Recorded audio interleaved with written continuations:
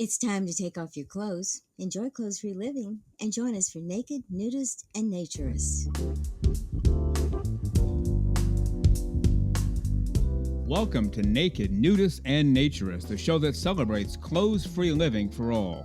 I'm your host, Frank Stone. And I'm your correspondent, Lisa Monroe, and I'll be reporting on all things within the naturist community. So it's time to get naked and join us.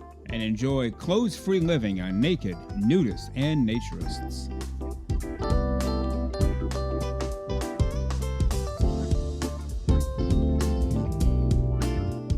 Well, greetings and welcome into Naked, Nudists, and Naturists, episode 25 today. We are really glad that you were with us.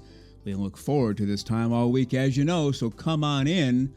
The water is fine, the hot tub is rocking and rolling, we have hamburgers on the grill, a stocked cooler, soft drinks, iced tea, water, yes, even beer, vegetables off to the left. Let's enjoy this next hour together as we explore the world of being naked, being a naturist and being a nudist. On Monday of this week, December 11, Stéphane Deschénes went live with his podcast to announce he's celebrating his 15th year of podcasting on naturism. So congratulations and hats off to Stéphane Deschénes. Wanted to get that out there. We also have a power-packed and totally content-filled show for you today. We will have the president of AANR, MITCH London, coming up in just a moment. Of course, our weekly visit with our naturism correspondent, Lisa Monroe, and part one of my interview with the very terrific naturist fiction author, Ted BUN. So let's kick things off right now from Texas, my interview with the very terrific MITCH London, president of AANR. So let's head over to Texas. We are going to talk to the president of AANR today. Just a brief interview. We'll have him back later in 2024 to have a full-length interview. But we want to find out what this organization is all about and why you should join AANR today. So let's bring him to the show this morning. From Texas, MITCH London. Good morning, Mitch. How are you today, sir? Doing well. How are you? Not bad at all. I'm guessing life as the president of AANR is just a little bit on the busy side. Is that a fair assumption? It can be. I literally just got back a day and a half ago from Florida for the budget meeting that we have to do. Okay. Me and the budget committee get down there and we discuss the 2024 budget or the next year's budget. Where we want to spend money and how we want to spend money and how we need to cut back on spending money. Yeah. Typical of running any business, except you're all voluntary position people, right? You're not making $10 million a year with a 401k plan and everything else like everybody, like other businesses, right? I wish, but no, the board of trustees, all their positions are voluntary. The only people that are paid are like the executive director and the actual office staff that come in to work at the office in Kissimmee every day of the week. How much travel does that involve for you back and forth from Texas to Florida? Well, a lot of it depends. We typically have our annual meetings, and so I have to travel for the summer meeting, which is in August, and as does the rest of the board. And I also have to travel for the midwinter meeting, which is coming up in February. And so there I have two of those meetings, and then I have to go to Florida for the budget meeting. So at least three, and depending on the availability of the president, the previous president did a lot more traveling as she was retired and was able to hit some of the other regions meetings. So AANR Northwest, Southwest, West, whichever ones she could hit, she would go to and make a presence at those meetings.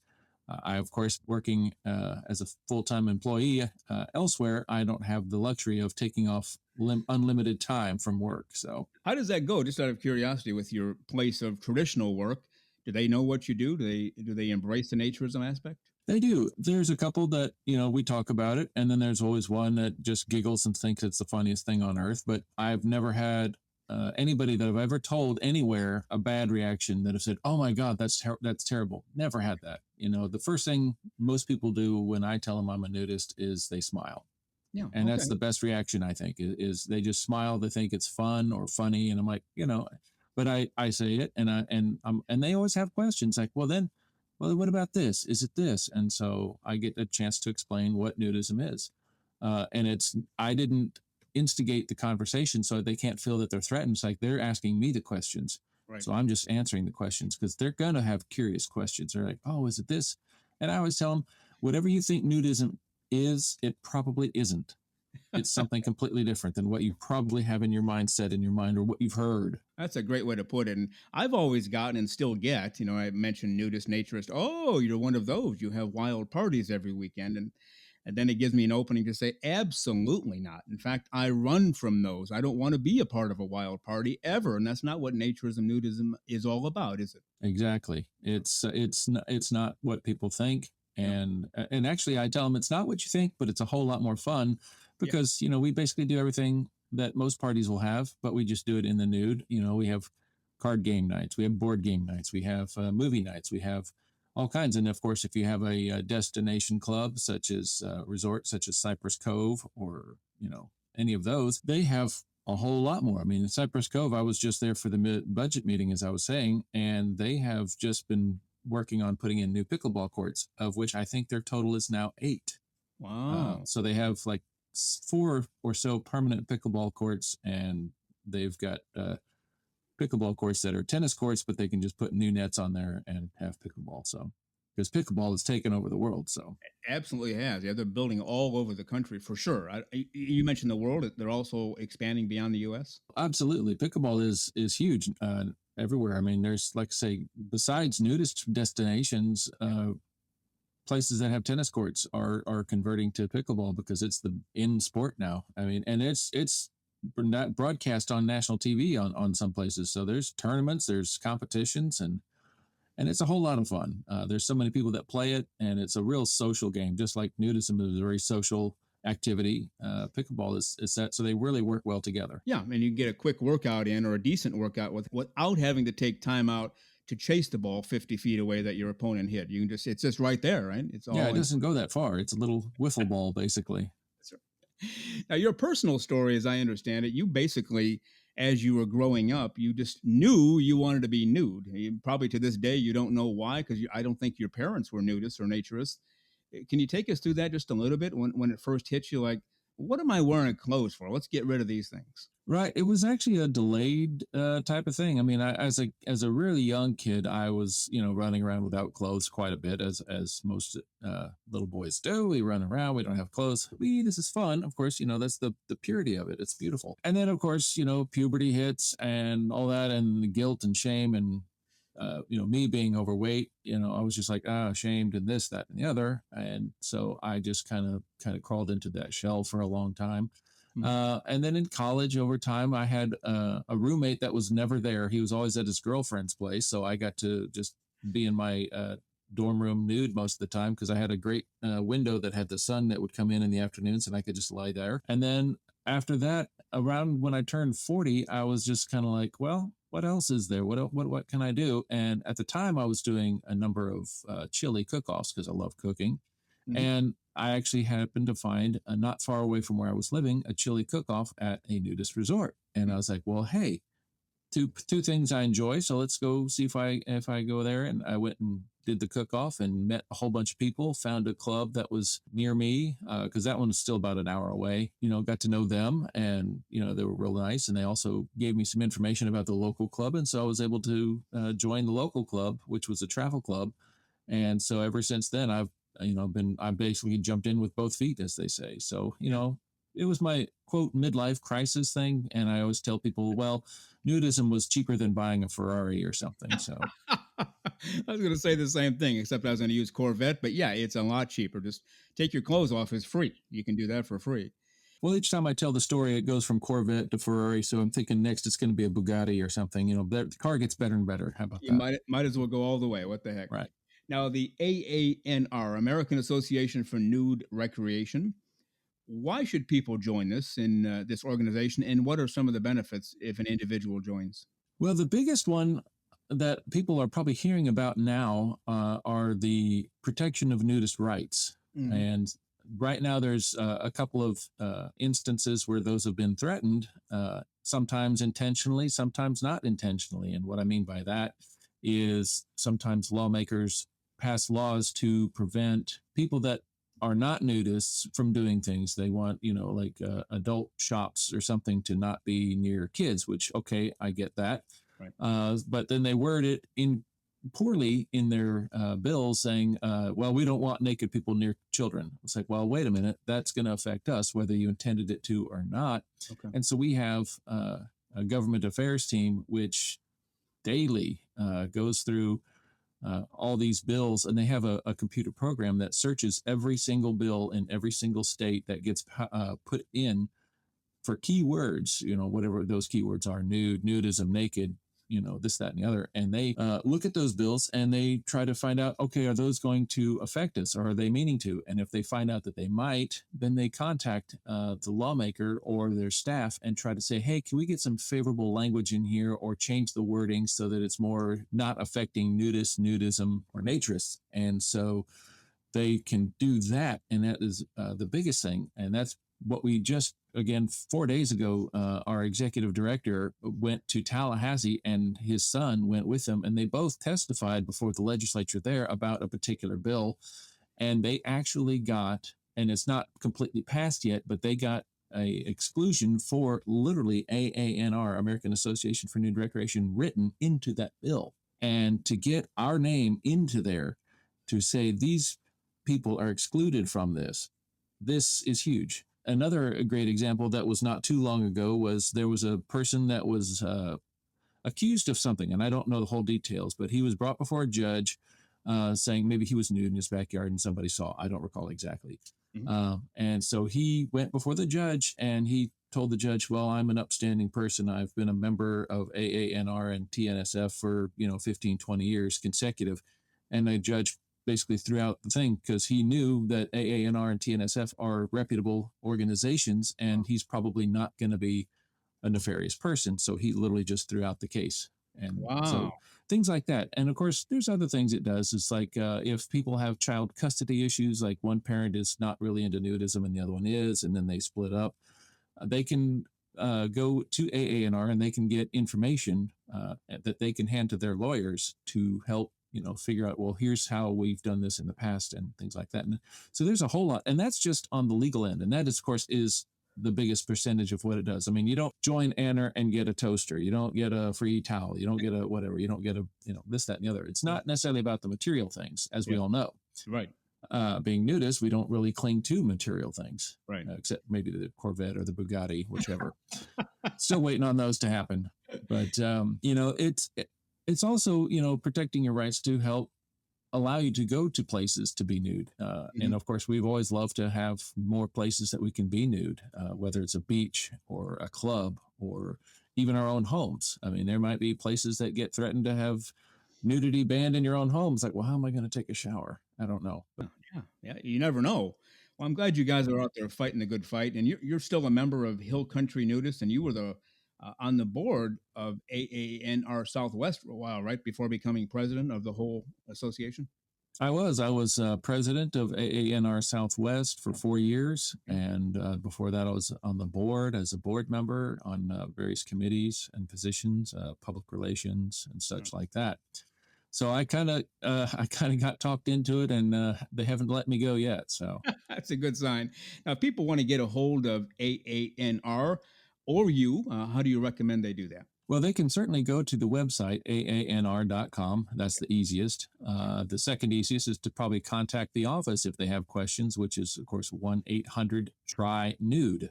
Wow, TRYNUDE. So that worked out. And they're happy to answer any questions. They're open, I think, 5 days a week, whatever the Florida hour times are. Of course, if you're in California and you're calling Florida, there is a time difference. Yeah.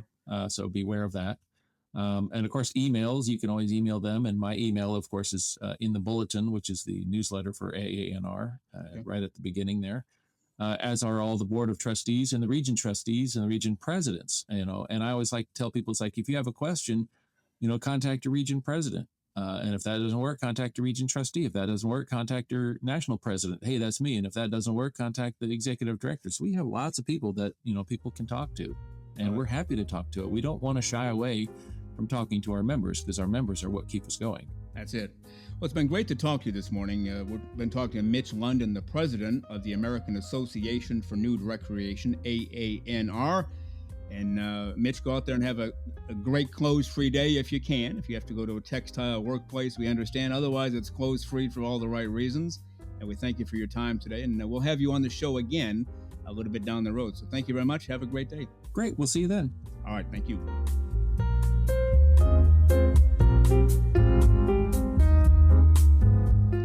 What a terrific gentleman, MITCH London, the current president of AANR. It was my pleasure to get to know him for that brief interview.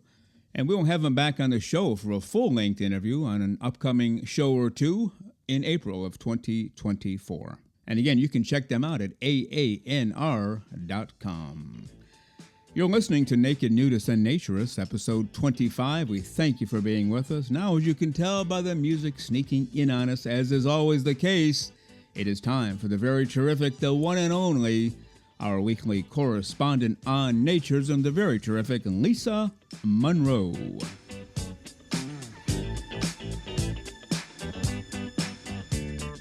So let's welcome her to the show this morning. The terrific, the one and only, the absolutely, totally unclothed, living clothes for your life for all the right reasons, and smiling, terrific Lisa Monroe. Good morning, Lisa. How are you today? Good morning, Frank. I'm doing great, and you're smiling too, and totally without clothes, so I think we're doing pretty good today. I think we're good to go. It's hard to believe. Obviously, we're dropping this on the 16th of December, but only 9 days from today, it's Christmas. I don't know where this year went. I don't know where it's gone. You know, our first show was July 1st. It seems like 2 days ago, but this is episode 25, so we're just moving and grooving, aren't we? We sure are, and I know it seems like it was no time since we started this, and it feels like also we've been doing it for all of our lives, so I'm not sure which it is. That's very true. Now, before we get into the content that you and I set aside for today, I did want to give an update. Now, I don't know, a month or two ago, I mentioned I was at the dentist, and I was going to be in the chair for a while. They were going to be doing some work, so I took my phone and my headphones and put the headphones on and fired up one of our episodes, you know, that begins with you. It's time to take off your clothes. In retrospect, I think I forgot to put the headphones on. I think I forgot to turn the switch on. So they were on my head, but the switch wasn't on. So when I hit the phone, I hit play, it just blasted throughout the whole place. It's time to take off your clothes. And I oh, shoot. So I quickly grabbed it, turned it down, hit stop, got the headphones, and I wasn't sure if anybody heard. Behind me are the doors, the doorways to the hallway. There are no actual doors, just doorway openings, and it's a big place. So I thought it's possible everybody heard this. It's possible nobody did. Was there somebody behind me? I don't know. Well, I forgot to give you the update. This is for our listeners too, just to show you what can happen if you're not careful in life. The next time that I went to the dentist, I had my headphones, I had my phone, and the dentist came in. She goes, "Oh, you're going to listen to your phone again, I see." And I said, "Yeah, I hope it's okay." She goes, "Yeah, that's totally fine." She goes, and then she said, "I'm just curious, what are you going to listen to today?" And she gave me that look like, yeah, she knew. She knew. And I said, "Well, I think I'll listen to a sports show today or something about the news." She goes, yeah, sure you will. Anyway, what I'm going to do... Oh, no, that's hilarious and slightly embarrassing. Very embarrassing. Yeah, I don't. She has obviously a very good sense of humor. She's just one of those people who full of life, and it sounds like she got a kick out of it. Now, I'm guessing it was the talk of the office. They have a lot. It's a big place. They might have 20 employees working there, plus the office staff, and it was probably the talk of the town for a week or two. Did you hear Frank? Yeah, he's listening to some naked show, some chick from...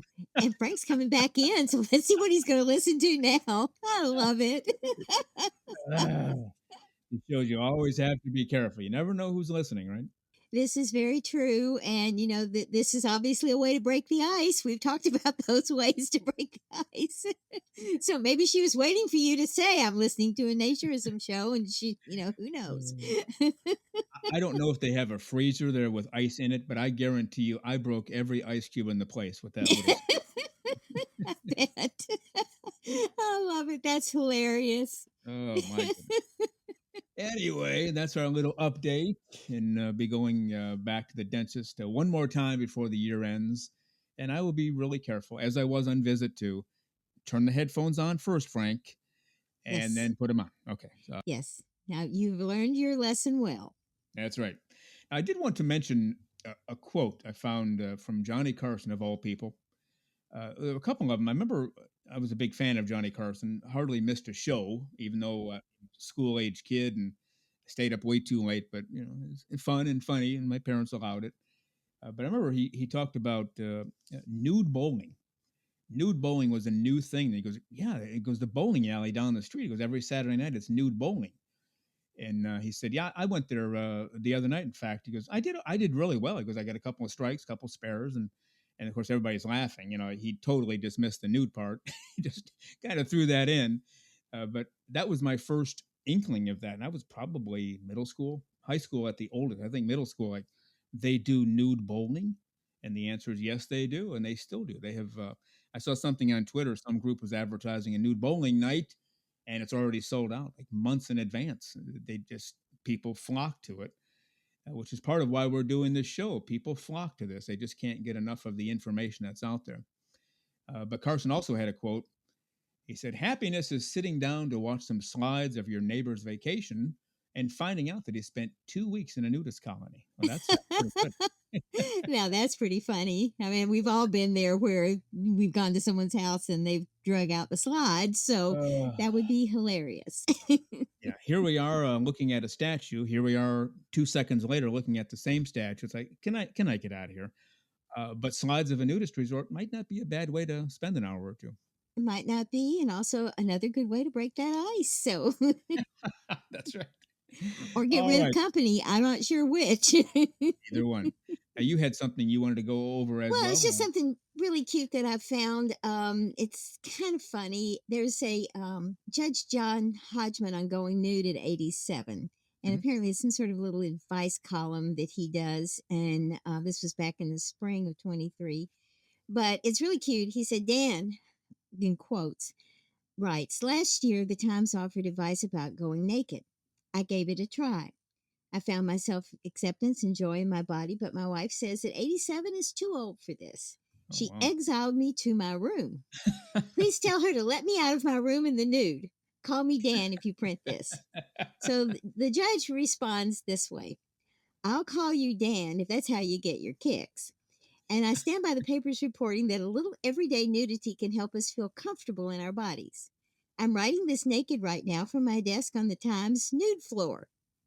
Both of those were lies. I am not as nude as you, but if I were, it would obviously be in a place of privacy or community consent. Is your wife wrong to shame you? Absolutely. Are you too old? No. And then he says, wait, is she keeping you prisoner in your room? That's illegal. But is she allowed to set boundaries to reflect her own comfort? Yes, Dan, she is. End of his advice. But I Yeah. really thought that was hilarious. And I had this vision of the New York Times nude floor.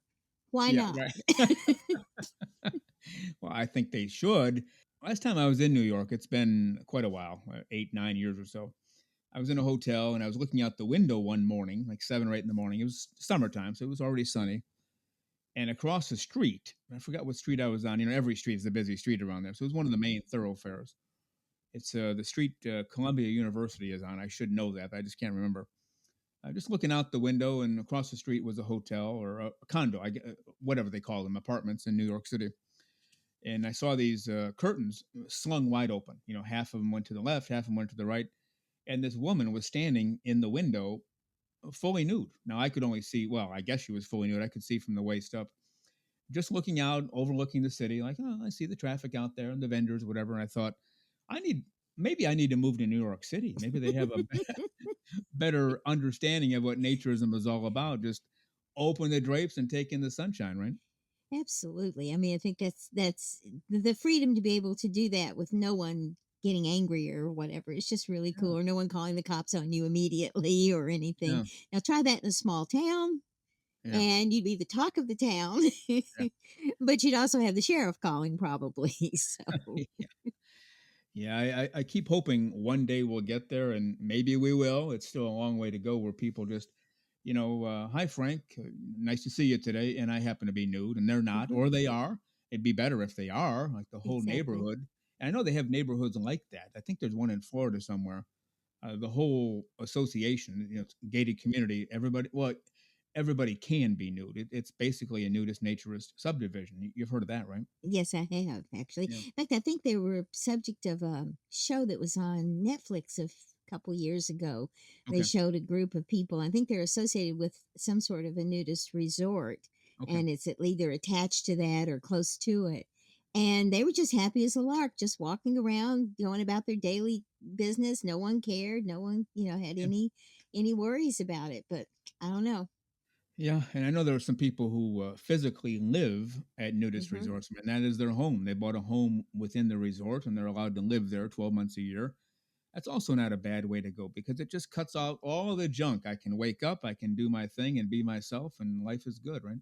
I agree, but unfortunately, we seem to be regressing in some ways as opposed to becoming more enlightened. That's part of why we are here, and we do want to talk a little bit about. Obviously, this is episode 25. And I say 25 out of 10 million because we're going to be here forever. But the listenership, we don't give numbers here for a variety of reasons, but the listenership is way up. We're heard around the world. We get emails and direct messages from countries I don't even know how to spell, might not have even have heard them before, heard of them before. But we really, I don't want to say touched a nerve. Maybe we've just touched hearts because people, I think, this is my own deal. I haven't talked to a psychiatrist about this, but we're born nude and we have a desire to return to that. It's shoved aside and squelched by society, but there's an internal, I want to get my clothes off, not at the conscious level, but at the subconscious level. And we've talked about that before, haven't we? We have, and the, it amazes me to see some of the comments that we get from people because it's not just, oh, great show, we had fun, that was a funny part, that was a great part. It's that they suddenly start to open up about what their circumstances are Yeah. and how what we said impacted them or what a guest has said has impacted them. Not just us, it's the people Hmm. that we also have on this show that are making a difference in how people perceive their own relationship with naturism. And I think that's an amazing thing to have happen. Well, it is. And I deal with some people in the naturism world who email or text or DM, whatever you call it.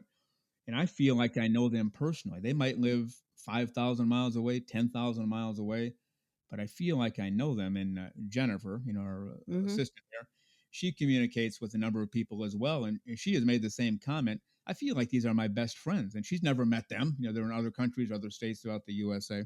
I think that's the beauty of being of the internet. I mean, it has a lot of problems and aid in this form of communication, but the fact that we can connect with people who have similar interests and similar attitudes, then when you have that common ground, then you can start to build on a relationship. So there are some really strong feelings of connection with people, and I think it's just great. Well, this seems to touch on a deeper level, though. 'Cause, I have connections with people in sports, Hmm. in news, in Hmm. education, and parenting, and they're decent connections. But the connections we've made through naturism just seem much deeper at the emotional level. And I think you found the same thing, right? I agree. I really do. And I think there's some people here whose stories have really been touching and, some worrisome in the fact that they're struggling with what's happening to them. In some ways, we can't do a lot to help, but in some ways, we certainly can. And Yeah. at least they know we're here and we all have the same struggles. I can't walk out my front door naked. Yeah. Right. I can walk in the studio naked because it's Right. accepted. Right. And so it's that level of acceptance. And when you feel like you're being chastised or restricted on what you want to do, then that sets up a level of anxiety. And we need to get people past that anxiety from when they can't be a naturist and just kind of keep that attitude with you at all times, whether you're in textiles or not. Yeah. Well, that's a big reason why we will be here the Christmas weekend and the New Year's weekend. We had planned to take both of those weeks off to relax and get away from things and recharge the battery. But we found out a lot of people, a lot of our listeners, they are alone at the holidays. They live 1,000 miles away from the nearest relative, or their friends are out of town, and that's why we're doing shows 2 days before Christmas and 2 days before New Year's Day, is because of the connection. They consider us to be friends, so the last thing friends should do is say, We're not going to be with you on the holidays, but we will be with our people on the holidays, won't we? And yes, and I think it's very important because sometimes it's just the voice that you know Yeah. Yeah. on when you're not feeling like you're where you want to be. So something that's very comforting, but I think it's just that familiar voice, and that's sometimes enough to and it's something to look forward to. It's a new show today. I'll listen. I have Yeah. time to listen today. So Yeah. And that's what we hear a lot. People enjoy listening to us because they feel that we are friends. They feel that we are on their side, and we are. We never shock our listeners. We never throw something in off the beaten path. We're just who we are. We're naturists. We enjoy clothes free living for the right reasons, and we promote it. We discuss it.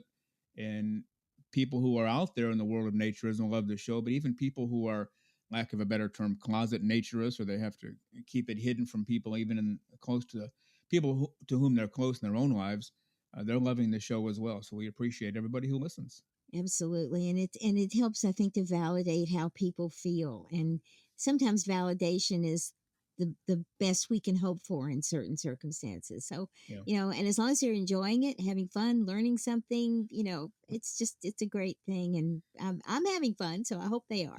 absolutely. Well, Lisa, it's always great to have you here as we gear up for the Christmas show next week and then the New Year's show after that.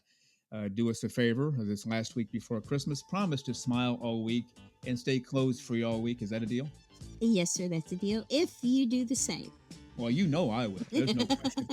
Never have to worry about Frank. That's right. If possible, the clothes are off. Trust me. That's right. All right, Lisa Monroe, thank you for everything. Have a great week, a clothes-free week. We'll see you next time. All right, sir. Take care. Bye, Frank. Bye.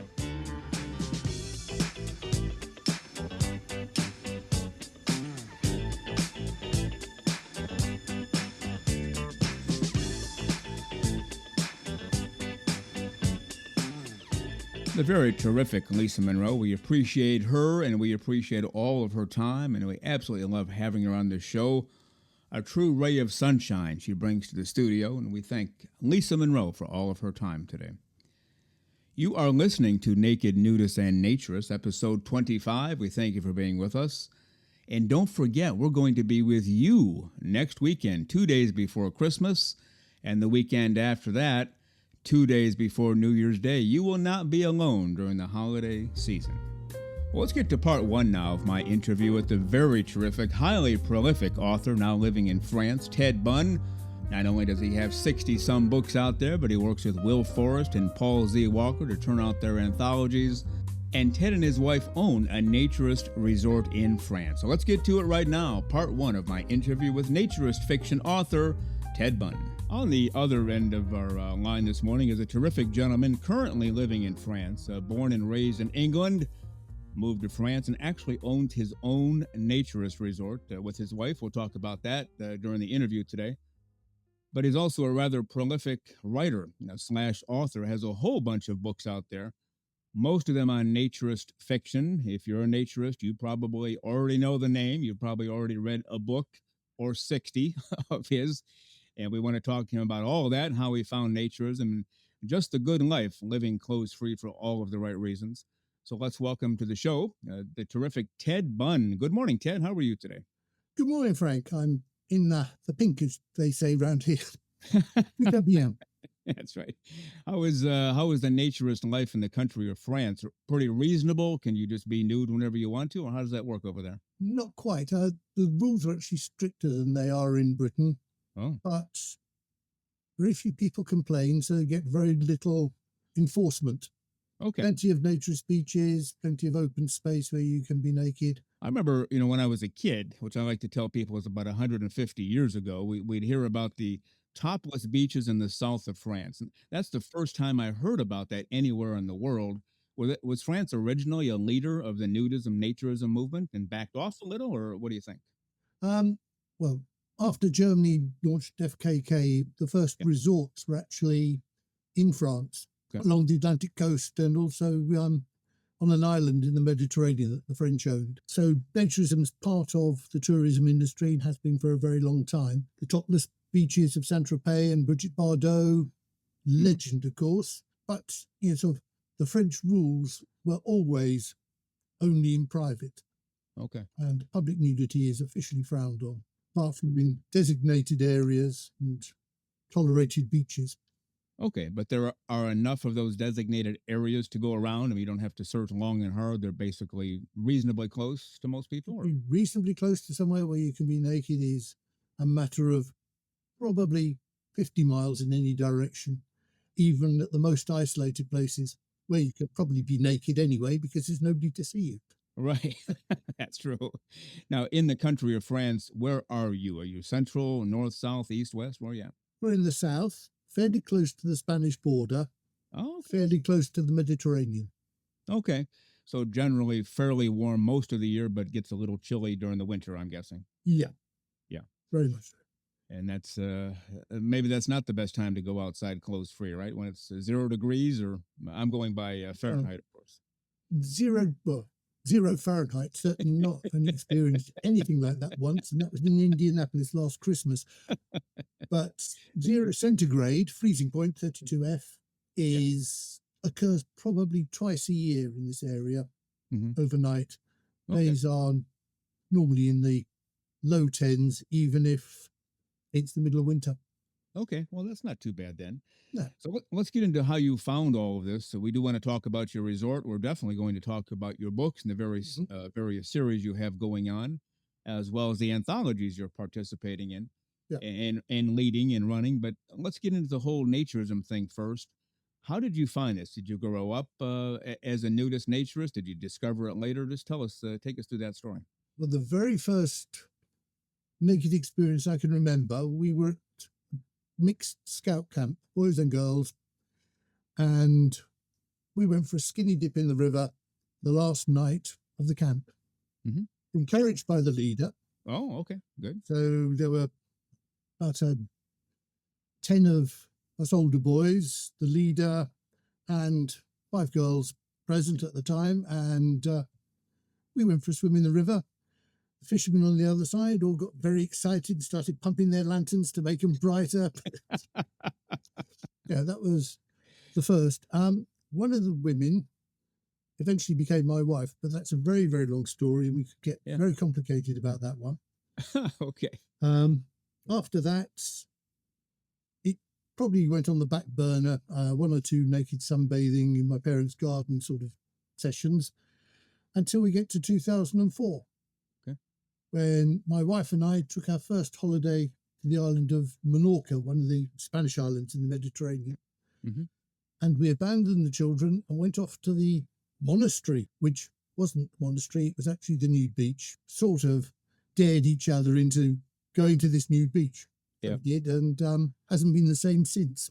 It sounds like it. Well, when you went for this skinny dip thing during that camp, did it do anything for you? Did you realize, hey, this is a pretty good deal. Hopefully I can do it again? Or did you literally just put it on the back burner, like you said, and it just popped up years later? It was something enjoyable, wasn't life-changing. Okay. But it ticked along in the background. As I say, always happy to get a chance. My parents were away to go and sunbathe in the back garden. Okay. They had a big sheltered garden that was useful. Now, were they not, did they not approve of this? Could you do that while they were there, or they did have to be gone? They didn't approve of it at that stage, simply because they weren't there. Right. They knew nothing about it. No. We'll come back to them later. Yeah, but had they been in the home, would you have done it, or did you do it? Or? No, I didn't do it when they were at home. That's what I thought. Yeah, okay. Yeah. All right. Well, then at some point after 2004, between then and now, you got into writing naturist fiction. And as I understand it, we talked a little bit off air before we started the interview. You did not grow up as a writer. You didn't go to college to be a writer. So how in the world did it come to be that Ted Bunn is a highly prolific writer, not only of books, but of naturist fiction books? It really came down to having a job where I spent a lot of time in the car, arrived at customers' houses or places of business, couldn't actually hear the end of a play or a story being told on the radio. So on the way home, when we got stuck in a traffic jam on the London orbital motorway, the M25, which is famous for its traffic jams, I would make up the endings of the stories I'd half heard. Okay. And one of those stories eventually translated itself into The Uncovered Policeman one afternoon while I was lying by the pool here at L'Olivet. Okay. Now, you spent a lot of years in IT, Yeah, which is, highly technical field, not necessarily a creative field, although it could be. There's a lot of creativity involved in that field. But when did you find out you're a creative person, creative enough to make up stories and to write books? at a totally different time. Yeah. Okay. I used to play in a blues band, Oh, just a local pub one, yeah. and I used to do the publicity for it. So I actually wrote an entire fictitious piece for the local paper about the blues having originated in the county of Kent, where the hop pickers indulged in the big, repetitive, hard-working jobs and created songs that, with rhythmic patterns that repeated, to keep themselves focused on the job. And the Navy sailors at Chatham Dockyard learnt these songs. Okay. And on the long transatlantic crossings, when they had the slaves in the hold, the sailors would be singing these songs, the Navy blues, as they called them. Mhm. And from the Navy blues, the Negro slaves learnt the blues. Ah. And that's pretty imaginative Yeah. and caught the attention of the local paper as it was intended to. Yeah. But that was my first item that was ever published. All right. Well, that's very good. But and then at some point, oh, by the way, what instrument did you play in this band? I am a rhythm guitarist. All right. Do you still play? Yeah. Oh, very good. Hmm. I don't know if you know this. I grew up as a musician as well. That's my first 2 degrees in college were in music. I'm kind of serious about it. So when somebody tells me they're a musician, it kind of gets my attention. So maybe if you ever get to the U.S., we'll have a little jam session, Ted. How's that We sound? will do that. That's right. Yeah. All right. So at some point, you turned to the world of writing naturist fiction. Do you remember about what year that was that you started writing this book? That would have been the winter of 2015. Okay. Oh, fairly recently then. Yeah. And then once you got going, you basically decided to not stop. 'Cause I think Yeah. you told me Amazon has 64 books with your name on. Is that right? Yeah, that's correct. Yeah. A couple of them are collections of short stories that are available as short stories. So it's probably about 50 different stories. Oh, that's not bad at all. Well, why don't you just take us through the first book then, called The Uncovered Policeman, the first Yeah. book that you wrote, but also the first book in the Rags to Riches series. What in the world is this book all about? The Uncovered Policeman starts with a call to the policeman, a young cop, recently employed, and he has to go and attend to a burglary that the dispatcher says you're not going to like very much. It's a nudist colony, nudist camp. So he trundles off there and, rather embarrassed, starts his investigation and bumps into a young lady who is there studying for her exams. And that's Beatrice. Okay. And she's the main character, actually, rather than the policeman. But that was an accident that happened later. Yeah. And they start to form a relationship that eventually leads to the uncovered policeman becoming a naturist. All right. And to conceal his identity from the world at large, B christens him Rags. Okay. So we end up with Rags and B and Rags to Riches, because eventually, at the end of book 4, he's living in France, he's married and expecting his first child, and he decides he's the richest man in the world. Wow. Now, is he the central character in every book in this particular Rags to Riches series? In the Rags to Riches series, it's him. Yes. Yeah. He's Addiscombe, better known as B, features in all 12 books. Yeah. All right. So 12 books in this series. Are you done with the series? Do you have more to go? What are you looking at? The series is finished. Okay. I declared it finished. I decided to leave Rags alone in peace to get on with the rest of his life. Yeah. But as I said, there are millions of stories of the people who met Rags and B over the years that they were active as naturists. And some of those stories reappear. I mean, so I recently added one about a bridesmaid that attended their wedding. A short book, but the bridesmaid's tale is there. Yeah. All right. Very good. Have you ever talked to a police officer who is a naturist / nudist, and what they go through in terms of protecting their identity? Because I would imagine that if that gets out, or if their bosses knew, there could be some issues. Have you ever talked to a police officer about that? We've had a couple who visited here at Yeah. the Olivet and at the previous place I was running in Portugal. Yeah. What did they say about that? Were they concerned? Was it something, oh, well, if somebody finds out, no big deal, but I'll try to do what I can? Or what were their thoughts? They do try to keep it private, Yeah. but yes, I think the main thing is that there is nothing, they're not doing anything illegal, and it's their mates teasing is more likely to be a trouble than the bosses. Right. Yeah. And I think that would be the issue, especially the old, of course, there are women police officers too, but just talking about the men police officers, boys will be boys. And, Yeah. they'll, And the locker room's the locker room. yeah, exactly. Like, hey, naked guy, let's go on a burglar run. Well, that's just, at some point it gets old. Yeah. And you don't want to hear it anymore. That's it. Yeah. What was your next series? You had Rags to Riches. You said you have 12 books in that right now? Yeah. 12 books in that, and Yeah. half a dozen short stories and 2 spin-off novels. And then what's your next series after that? Well, that sort of coincided with it. I wrote a series of 3 books about a couple who retired and moved to France Mhm. and suddenly discover that they're naturists.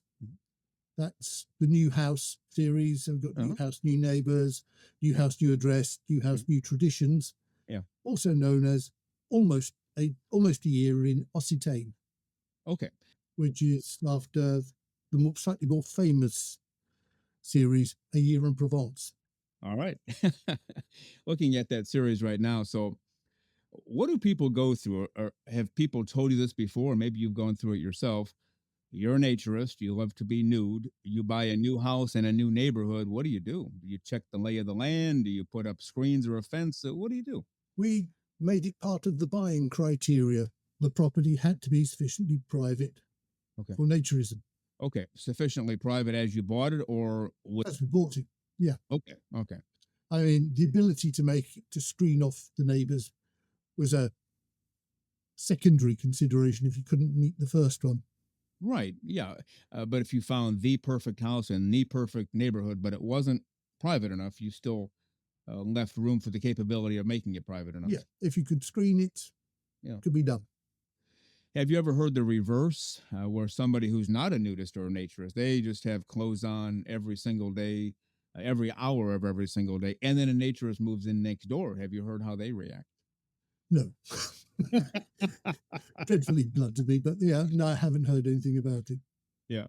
I can't imagine what that would be like, because I'm not, a textile person, so I can't put myself in their head, but I'm living, every day with blue jeans and a sweatshirt on or a suit and tie, and then these naked people move in. It's like, what in the world's what's happened to the neighborhood here? I guess might be their initial thought, right? I've got no idea. I mean, there are people in the village here in France that know that we're naturists. Yeah. And quite a number of them have said, oh, so are we. Oh, good. We used to be. Yeah. We discovered that 1, 2, 3, 4, 5 couples locally were all members of the Merry Hill Naturist Club when it existed in England. Oh, wow. And now they're all living in France, reasonably close to you? Yeah, within a 10-mile radius. Well, that's not bad at all. Yeah. And that happens a lot, doesn't it? When you put it out there, oh, by the way, I'm a naturist nudist, you find other people, well, so am I. And then before you know it, you've made instant friends. Oh, yeah, very easily. Have you noticed that? Because I've certainly noticed it, and I know other people have as well, but asking you, it's easier to make friends in the naturism community. They just seem friendlier, more open than people who wear clothes. That's a general statement, but in general, have you seen that as well? I've seen that very frequently. I mean, as British naturism say, naturists, people with nothing to hide. Yeah, well, that's true. And some people take that at face value. Yeah, they're showing their whole body. They're not hiding their body, but the expression means a lot more than that. Doesn't it? It means you as a person, your body, soul, emotions, everything, doesn't it? Yeah, very much so. Yeah, that's what I've noticed too. That I've told the story before. Walking on a textile beach, if you get, as a man, if I get within 20 or 30 feet of a couple of women in bikinis, they'll look at me suspiciously. Well, what are you doing so close to us? You loser, get out of here. Yeah. If I'm walking in a naturist beach and I get within 5 feet of naked women or men, they say, hey, come on over, have a drink with us. We have an extra sandwich in the cooler if you want it. Yeah. It just seems to be that polar opposite in terms of naturism Mm. and people who wear clothes all the time, at least to me. It Yeah. sounds like you found that to be the case. Very much so. Yeah. And both the French and the Portuguese, which is the main areas I've been naked in, they are very gregarious people. Yeah. You end up with huge bundles of naked people sitting around sharing sandwiches, drinks, laughing, joking, and having a whale of a time. Yeah, and that's the way it should be. I was speaking of music and speaking of Portugal, I was invited to perform there. Gosh, it must be at least 20 years ago in an annual jazz festival, and I couldn't do it because of obligations here in the U.S. But what's the whole naturism, nudism thing over in Portugal? They a little freer than France, or about the same, or what? It's about the same as in France. I mean, it's less established. Mm-hmm. They don't have the huge nudist resorts that France has. Okay. France for Naturism runs 5-6 sites as an organization, and they probably can accommodate upwards of 100,000 people when full. Okay. In Portugal, it's much smaller than that, much more individual. Plenty of beaches, very relaxed attitude. It's a nice place to be. The only problem is Portuguese is one hell of a language to try and learn from English. That's true. I have a guy who comes to my home every once in a while, and I don't like to see him because he charges a lot of money for his service. He's a grandfather clock repairman.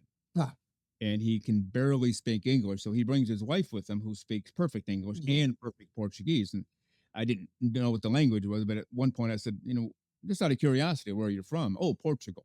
And he learned his trade there, and he came over here at some point and is making a very good living because he's great at what he does. But now I took Spanish and even taught Spanish for a little bit. But it's a little bit different than Portuguese, or Portuguese is a little different than Spanish, isn't it? They make a point of it. Yeah. Just to prove that they are different to the Spanish, I think. That's right. But I had an assistant who worked with me in Portugal briefly, who had learnt Spanish. He was Irish. He'd gone to Argentina as part of the peace process in Ireland and learnt Spanish. So he came back and was wandering around Europe taking casual jobs. And he discovered that if he went down to the bakery in the village where we were in Portugal and spoke slangy style Spanish, Portuguese understood. Oh, really? Yeah. It does seem like, and I haven't made a major study of this, but it seems like every single word in Portuguese is slightly different than every single word in Spanish. Just enough nuances that people can tell you don't know what you're talking about at all. If you're trying to speak Spanish, you just kind of look like a fool to them. But all right, let's move on with your books. We're talking to naturist author, the naturist fiction author, Ted BUN, living in France now with his naturist resort. We'll still talk about. So we've talked about Rags to Riches. We've talked about A New House. Those are two different series. 12 books in one, 3 in the other. How about another series? You have a whole bunch. Which one talk about? There are 2 other series. Crook and Lock, which is set back in the 1970s, Britain. Mick Crook is a motorcycling computer repairman, and games machine repairman. And his partner, Sam, is a policewoman, or was a policewoman, by the time we get to the 4th book. And they wander around solving crimes and generally enjoying life without their clothes on. Well, that's basically the way to live, isn't it? Yeah. Okay. By my notes here, you have 4 books in that series. Is that correct? Yeah, that's right. They're a little bit grittier than the others, in that there is a certain amount of violence occurs and falling off motorbikes or being knocked off motorbikes and bouncing along the motorway sort of stuff. Yeah, generally when you bounce your head off the pavement, the pavement tends to win most of those contests, doesn't it? I survived 3 of them. Oh, my goodness. Then I gave up motorbiking. Yeah, I was going to say, there comes a point where, the bike and the pavement are winning too many of these battles. I better sell the bike. Now, I have a series here called NBL Solutions. Is that part of the... Yeah, okay. NBL, this is a female character, Melody, who decided that after her husband died, She no longer wanted to be owned by a man. So she stopped being Melody Fabricant, as her husband had been. Mm. And her father's name before that, again, she didn't want to go back to being Melody Carpenter. So she decided to reinvent herself. And on the beach in Catalonia, a group of other people who she interacts with have been describing her as the naked beach lady. Okay. So she became Melody, the Naked Beach Lady, or NBL for short. You have a pretty good sense of humor as well, don't you, Yeah. Ted? I try to.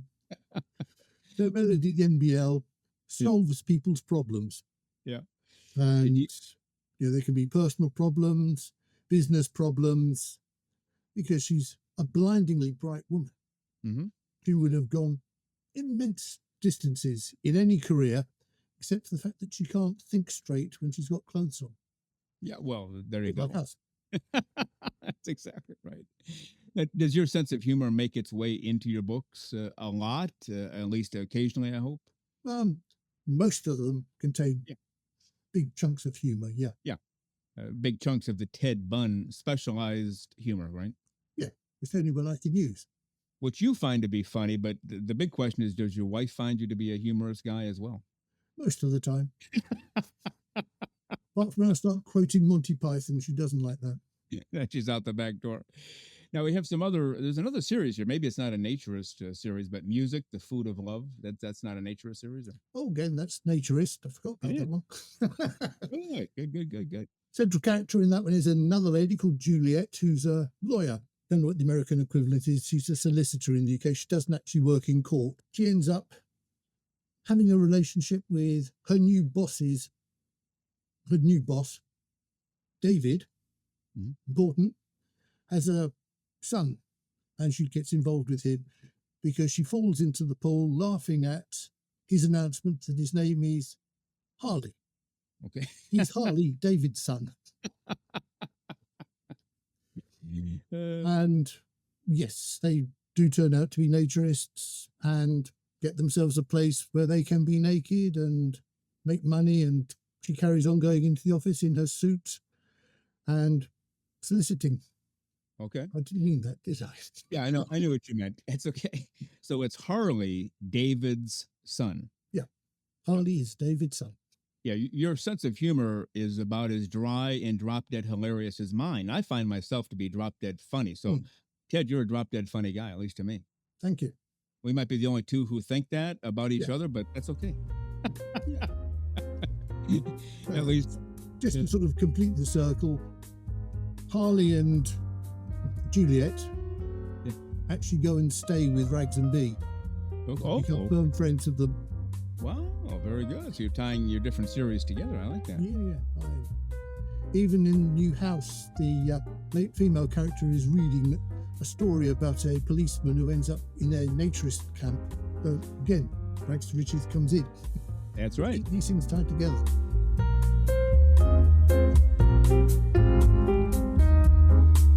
A very terrific naturist fiction author. He writes other books as well, and he and his wife own a naturist resort in France, Ted BUN, and we will have part 2 of my interview with the very terrific, highly prolific Ted BUN on next week's show. Don't forget, we will be here next Saturday. The day before Christmas Eve, we'll be with you. The day before New Year's Eve, we will be with you as well with brand new shows. You are not alone during the holidays. We invite you to step in, join us, and go along for the journey on Naked, Nudists, and Naturists. We just enjoy this time together, and we hope that you do too, as we are in this journey together. Well, thank you for being with us today on Naked, Nudists, and Naturists, episode 25 today. We give you a brand new show every Saturday morning at 6 o'clock a.m. Eastern Time. Continue to join us. Check us out on our website, nakednudistandnaturist.com, Spotify, Google, Amazon/Audible, Apple Podcasts, and also on Twitter. You can write us anywhere, anytime, any place. And we thank you for being with us today. Plan to join us for every single one of our shows here and have your clothes off when you're listening. We have our clothes off when we're broadcasting, enjoying the naturist life. We celebrate clothes-free living for all. Remember to enjoy being naked and join us again for Naked, Nudists, and Naturists. We drop a brand new show every Saturday morning, so come back and join us. Have your clothes off when you do for Naked, Nudists, and Naturists. Have a great clothes-free day.